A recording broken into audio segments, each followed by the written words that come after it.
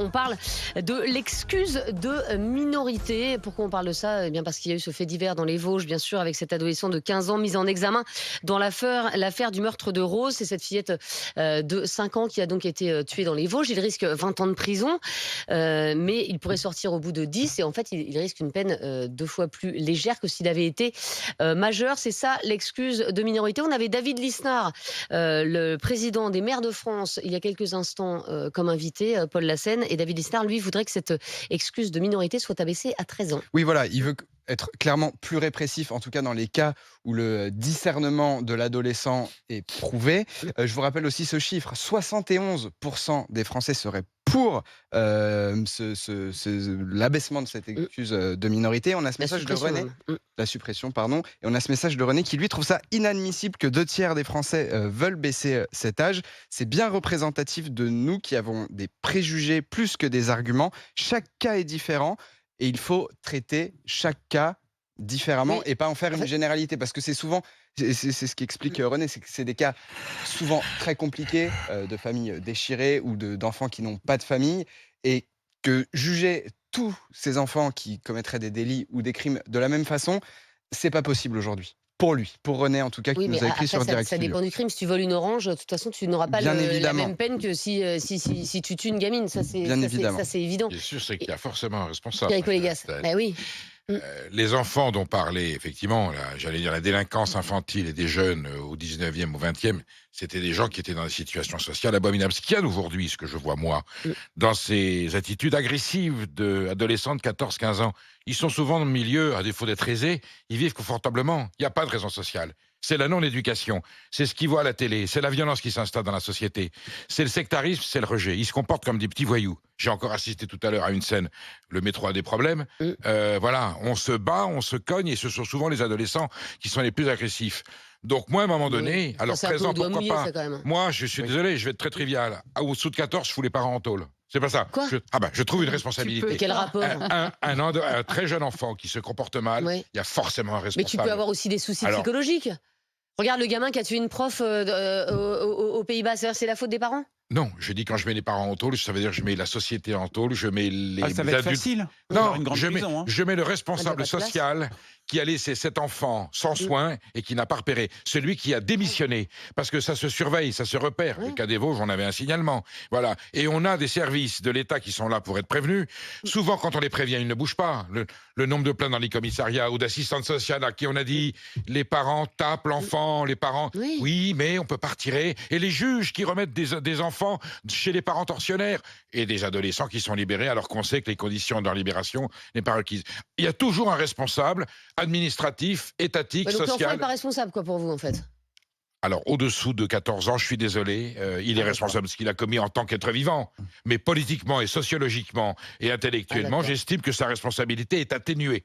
Alors, est-ce qu'on peut fixer un seuil 16, 17 où elle est considérée comme totale ? 13 ans. Alors, 13 ans, je suis très embêté. Parce que, alors, Lisnard me l'a dit, le président des maires de France, on juge au cas par cas, en fonction de la proportion. Est-ce qu'on peut faire confiance aux instances qui vont être amenées à discerner et à décider et à décrypter là-dessus? C'est ça mon problème. Parce qu'aujourd'hui, il y a une les instances, elles ont il y a une telle envie au laxisme. Aujourd'hui, il y a un tel message qui passe que la victime la vraie victime, c'est plutôt l'agresseur. C'est qu'il était confronté à une situation sociale qui l'a poussé à faire ça. Il faut inverser cette mentalité et je pense qu'aujourd'hui, la peur doit changer de camp. Et pas dans celle des gens qui se disent « Ah, qu'est-ce qu'on va devenir ?»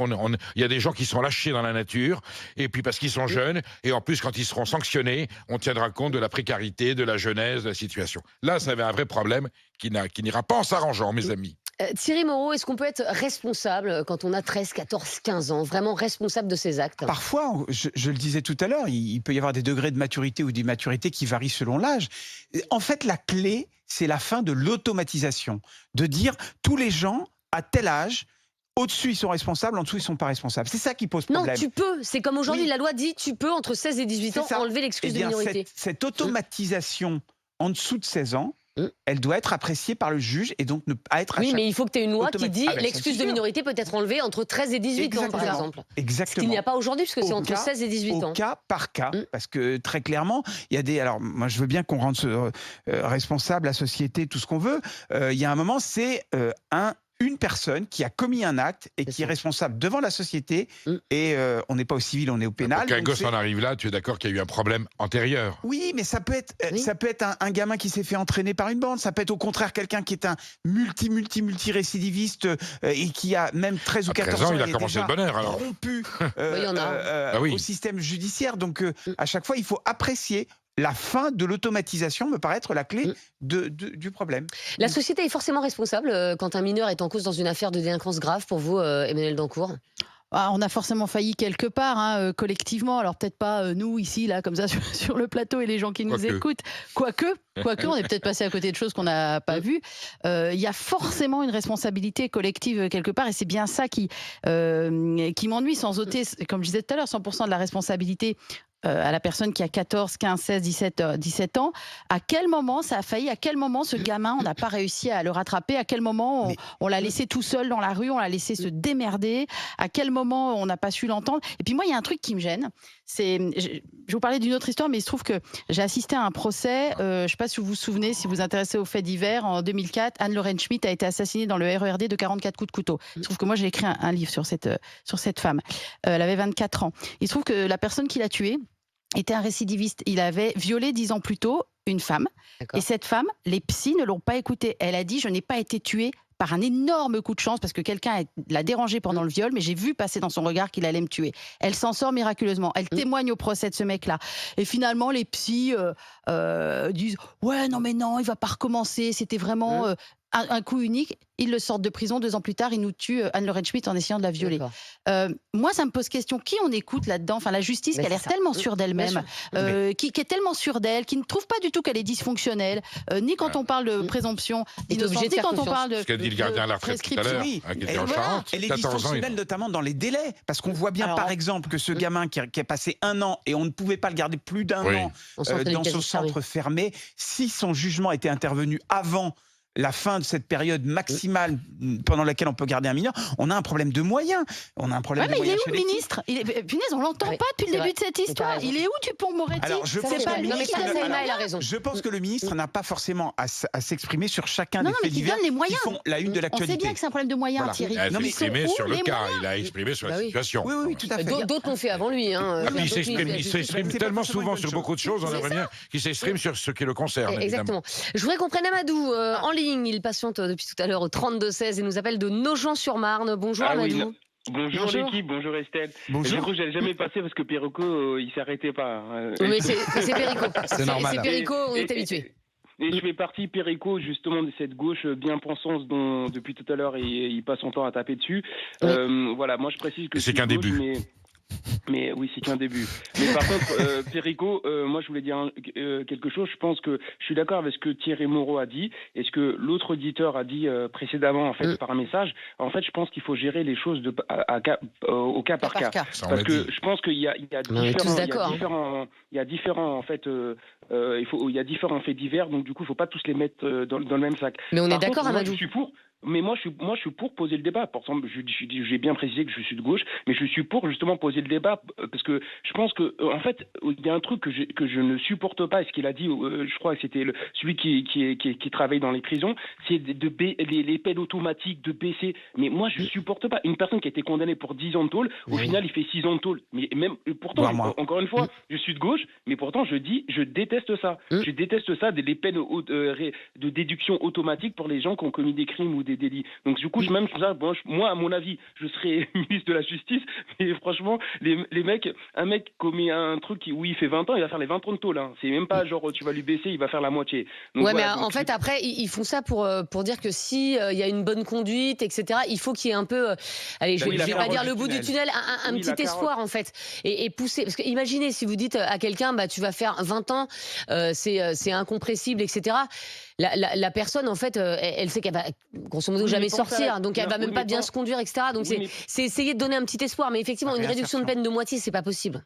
Oui, mais pensez aux familles des victimes. Moi, je pense aux familles des victimes. Et moi, bien sûr. Et pourtant, encore une fois, je précise, je fais partie de cette gauche bien pensante dont Pierre Hugo fait. Mais pas tellement finalement. À vous écouter, vous n'êtes pas du tout gauche.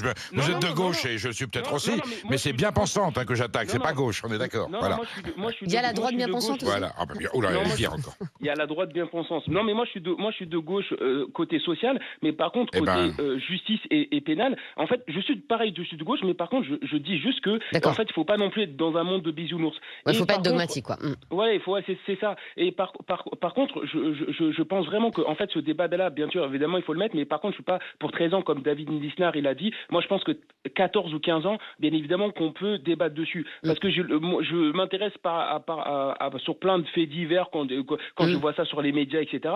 J'ai vu l'autre fois un fait divers où c'était des jeunes des cités qui avaient justement violé une fille dans une cave. Dans une cave, il y avait plein de gamins qui avaient entre 15 et 18 ans. Donc, du coup, je pense que il faut pas non plus l'excuse de minorité. Franchement, je pense que pour des parents de victimes, c'est incompréhensible. C'est incompréhensible. Ça, je comprends. Et après, effectivement, on peut s'interroger sur l'âge. 13 ans, 15 ans. Et 13 ans, vous êtes en 5e de mémoire. Donc, 5e, 4e. Mais je donc, connais des gamins. Lycée, quoi. Je connais des enfants, filles et garçons de 13 et 14 ans, qui sont extrêmement matures, extrêmement responsables. Bien sûr. D'accord. Attendez, mais je veux dire, ceux-là, ils vont très, très, très rarement commettre, parce que justement, ils ont une conscience, ils ont une culture, ils ont une référence, ils ont des paramètres. Je parle des gens qui sont décervelés, parce qu'ils voient la télé, parce qu'ils bouffent. Il faut arrêter de dire que c'est la télé qui rend les gens Oui, voilà, c'est comme les jeux vidéo.